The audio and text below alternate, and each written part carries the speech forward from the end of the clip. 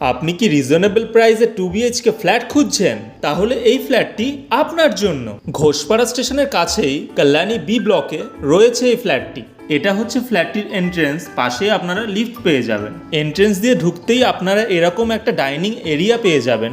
আপনারা দেখতেই পাচ্ছেন খুব সুন্দরভাবে চারিদিক সাজানো রয়েছে।